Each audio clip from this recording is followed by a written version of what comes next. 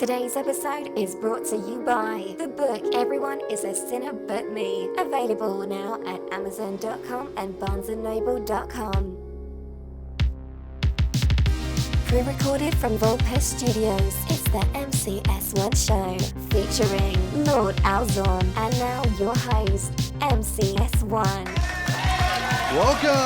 Welcome everyone to another exciting edition of the MCS1 show. I'm MCS1, and once again, I am joined with my dear friend, Lord Alzorn. Hello. Or Cameron, as he was formerly known. Yeah. I have a soundbite for each, and for this episode, I chose to use the Lord Alzorn one. Nice. And yeah, it's only you today. There's no Merlin. Yep, he's off doing something else. He's off doing something else, and this show doesn't quite apply to him. Today, we're going to be talking about an event that we went to back in October. We're talking about FearCon 2016, the first FearCon in Utah, and it was awesome. And we got a lot that we want to talk about with that. First things first, why is it taking us so long to do this show? We're just going to go out and say scheduling. It's just been crazy trying to get Cameron's schedule to line up with mine, and we were just finally able to do it. Yeah, I'll take the blame for that one. Yeah, I'll let you take the blame for that one. So people of FearCon, we apologize. Let's talk about FearCon. This thing was awesome. I loved it. And Cameron, this was the first con you've ever went to. And at this point, you've also been to Salt Lake Comic-Con Fan X. Fan X. Which one, just out of curiosity, did you enjoy more? I'd probably say FearCon just because it wasn't nearly as crowded, and you didn't have to wait in as like the gigantic lines that Comic-Con always has. And it was just a more personable experience with the people working there and the different shops there, and it was just a lot more fun. Yeah, and not to dog on Comic-Con, at least on this episode. But no, I the reason that Salt Lake City started doing two Comic-Cons, like they do the Salt Lake City Comic-Con and then the Comic-Con Fan X or Fan Experience. The Fan Experience is supposed to be a more intimate audience, I guess, so you can be closer to celebrities and things like that. It's supposed to be smaller, but honestly, it's Salt Lake City Fan X seems like it's way bigger than the first Comic-Con I went to in Salt Lake. It just feels more crowded and congested. And FearCon, this one, since it was the first FearCon, it didn't feel that way. It felt like my first Comic-Con. It felt open and a rather fun experience. It didn't have celebrities, it didn't have panels, but I was okay with that. I love going to Comic-Con for some celebrities and panels, but that's not really my draw. I like things that I can do, like things I can get pictures with and little activities. And honestly, FearCon had a ton of those, and that's why it was awesome. Lots. So right after we did our press check-in, we walked through the door and we came to there was like a kid section of FearCon. It was so cool. And it had like animals and stuff like that. And there was, I'm not kidding, there was a freaking alligator there hanging out in like a glass pen. And it was pretty epic. And for like $5, you got to feed the thing. And so I totally put like a piece of meat on a stick and went in and fed the sucker. And I'll post the video of that up on the website. It was pretty cool. It was way cool, and it's something cool because it's bragging rights. Absolutely, It's like, I got to feed an alligator. Normally, you'd have to go to the South to say that type of thing. And we're in Utah. And I was able to say that. And I got video footage of it as well, and pictures with the sucker. And that was from something called Scales and Tails Utah. But it was so cool, and I was just like, man, I am off to a good start. Yeah, it completely caught me off guard. I'm like, oh, okay, so this is a convention about, like Dia de los Muertos, about scary stuff, and suddenly I walk in and there's an alligator. Yeah. Just right there. I'm like, what the heck? This is awesome. In the kids section too. Which was like, what?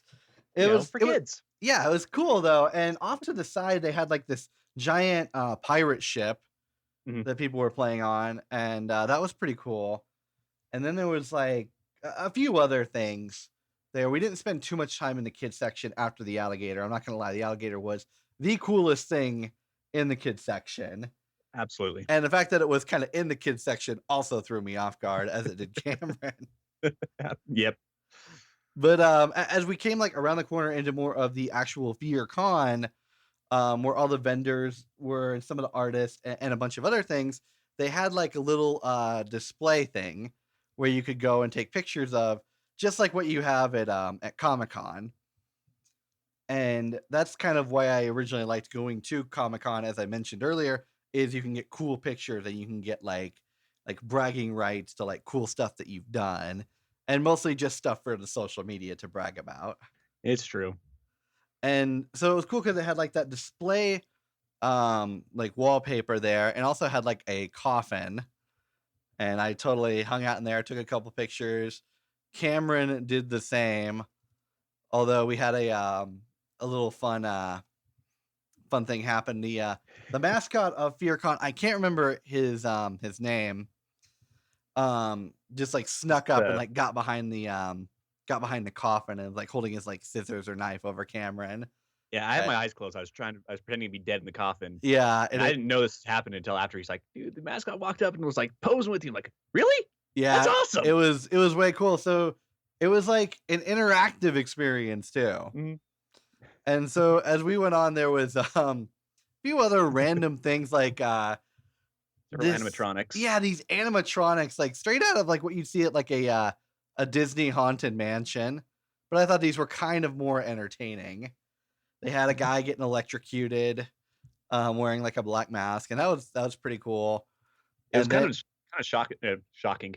yeah, But he didn't work at the beginning, and when they finally got it working, it was like violently convulsing in the chair. It's like, jeez. yeah, he was going absolutely nuts, and he was loud too. I kind of felt bad for some of the vendors nearby because he was just laughing so loud. But yeah, it was like a cool experience to get like tons of pictures with the animatronic stuff. And then like around the corner, they had like an automobile section, which was like way cool. And they had like sorry, go on. different like paint jobs on the different motorcycles, old cars, and just made them look like it seemed a little odd to have cars in a FearCon, but it just looked really cool. Yeah, and to be honest, it fit really well. Yes. Which was cool because they made them like Halloween horror movie themed, and it just worked. Mm-hmm. And it worked really well. Probably honestly, this is probably my favorite part of FearCon. This next part right here. And I don't know if this was Cameron's or not, but I loved this. This was really what'd you say? I did really like this. Yeah. Everyone who came in, they had makeup artists there. And the makeup artists were very friendly, very nice people. And they would just paint your face like Day of the Dead themed or whatever you want. And I didn't really think of any cool designs before I got there. And so I ended up getting like a spider web on my forehead and then like some stitch lines and a couple other things. And I looked pretty cool. I'm not going to lie. If anything, I wish I would have requested to look like El Diablo from Suicide Squad. I really awesome. I know, and I realized that after I totally had the makeup on and I was done, and you were like getting your face painted, and I was just like, oh man. So Cameron got a very similar design, but with more colors. Yeah, I asked him specifically for make it as colorful as you can. Yeah, she's like, okay, and it was epic. And the even cooler part is I was testing a time lapse function on my phone, because when we go to conventions to take pictures, we use phones, which sounds really strange, but every time I've gone with most photographers, they either complain about the lighting or they're having issues with the camera. It's always something random. So honestly, I was like, you know what? We're going to use phones, and we're just going to shoot for like video for YouTube quality and pictures for social media quality. And it's worked out so well. And I was testing this time lapse function on Cameron as he was getting his makeup on, and the video is beyond epic. I'm gonna post it on our website for this episode, and I'll have a link to that, and I'll also have it on YouTube as well.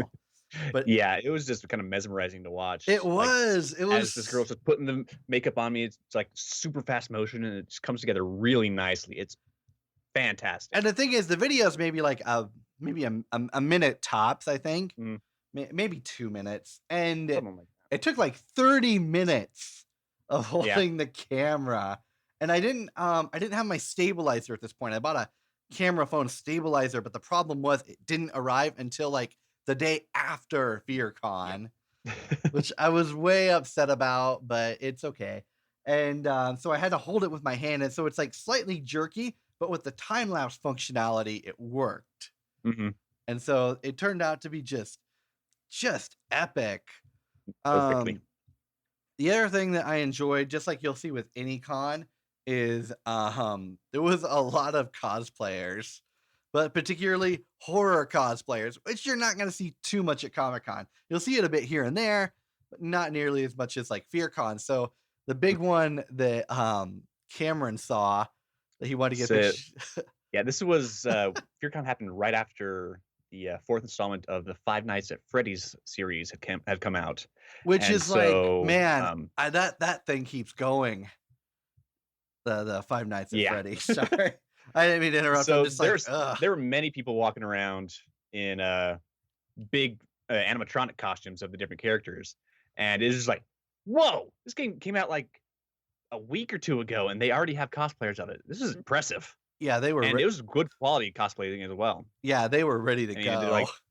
Like very large, bulky things to like give out the impression of an animatronic, and some of them had like wires sticking out and just little. And as they're walking around, they're like walking around in character, so they're like all janky steps and motions, and they sold it really well. Yeah. Another one that I saw. I'm a big American Horror Story fan.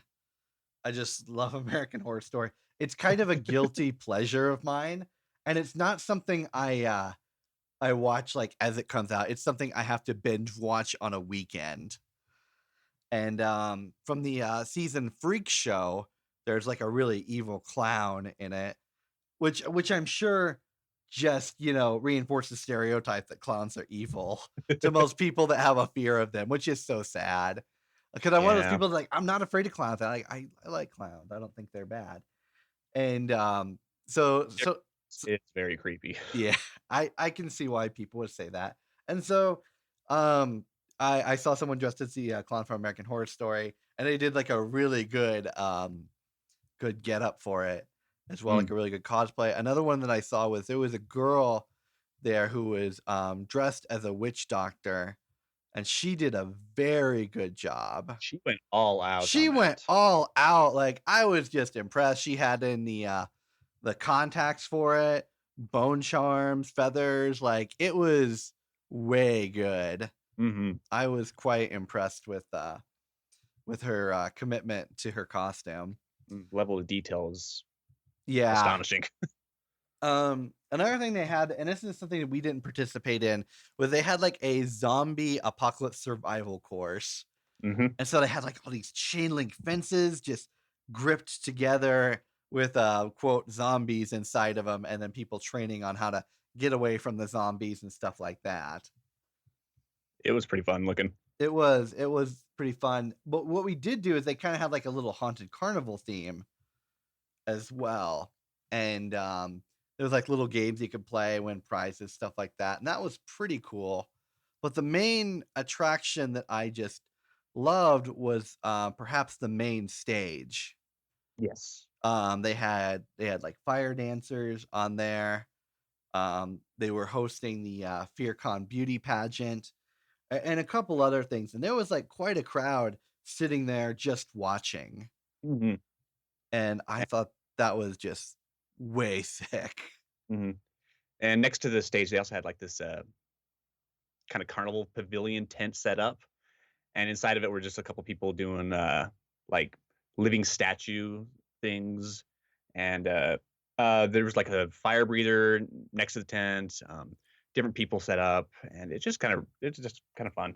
Yeah, and the thing is, despite like all the different Halloween or fear horror movie type themes or even Hmm. video games, everything fit together really well. Hmm. And that's why I think FearCon was so cool, was because it was such a niche that It is. yeah. It's like And that group that you know from like high school, the guys that walk around like black clothes and stuff. It's just like, huh? They're kind of these odd characters, but they're cool at the same time. It's just like, hmm. And they have an entire convention dedicated to those guys, and they were going all out and just having a blast. yeah. And it was awesome. Like I really enjoyed it. It wasn't like I enjoyed it more than like my first Comic Con, but like I really enjoyed this more than the current Comic Cons I've been going to Yeah. within the past few years. This was one of my favorite my favorite conventions to go to. The other thing that I really liked about FearCon, and this is also how I rate how how much I really like a con, is how well they treat the press. Hmm. And FearCon did an excellent job at treating Yes. treating the press very well.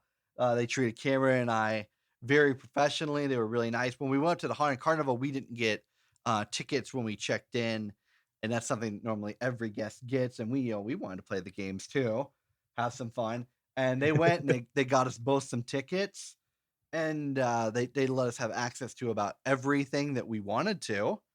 Mm. In fact, everything we wanted to. There was nothing that we wanted like crazy access to or anything like that. And so they were very awesome, and it was great to go and just have a good time. Yeah. The best part about this whole experience was actually the aftermath of it too. Every time I'm up at the Salt Palace Convention Center or up in Salt Lake City, I love going to restaurants up there, up by what is it, the not the Gateway, there's a another term for it. Oh, City Center. City Center, yes, the City Center. I love going to the City Center, getting some food, and lately after cons it's been the Cheesecake Factory. Yes. Um and so My first time ever going there. oh really? Yep. Oh cool. And then Fan X was probably your second time, huh? Yes. So Cameron and I, we went to the Cheesecake Factory, and we were all decked out with this with our Day of the Dead face paint, and everyone except our server is just giving us the strangest looks. Yeah. And it Kind of was hard to ignore people with white faces and spider webs on their face. exactly. And so it was like an all-out good experience that like not only lasted while we were at FearCon, but like afterwards we were still like able to treasure it. And even funnier, I took the front runner back to Provo, and oddly enough, I ran into two guys that I knew right as I got off the Nice. station, and one of them, this is back when that whole clown scare thing was going on That's with all right. those creepy people dressing up as clowns across the United States. And and so one of my friends says to the air friend, he goes, "Oh crap, it's one of those clowns that's out here to scare people." and and it was cool because like I ran to my friends and I was still dressed up like this. They're like, "Man, what'd you do?" And I got to explain like everything that I did and how much fun I had. Mm. And it was cool. So FearCon was great. I had a blast. They also sent me a while ago a FearCon mug, like a Stein, which I'm drinking out of right now. That's pretty cool. And I'll post a picture of that on the social media sometime soon as well. And so they're just honestly, they're great guys. The people that run that. Hmm. And Cameron and I both had a blast, and I look forward to going again next year as Yep. well. They already had the date for it as well. So if you'd like to go to it next year, Oh, it's what's the date? It is October 27th and 28th of 2017. Nice. That's awesome. Yeah, Salt Palace Convention Center. Nice. Yeah, I look forward to going. Anyway, that's our show. I just want to thank Cameron, Lord Alzorn, for you're most welcome for coming on. And until next time, take care of yourselves and each other. Peace. Bye-bye. Thank you for listening to the MCS1 show. For bi-weekly episodes on society and counterculture, subscribe on iTunes, Google Play or Stitcher. For regular updates, show notes and links, head to the MCS1show.com or search AOL keyword MCS1.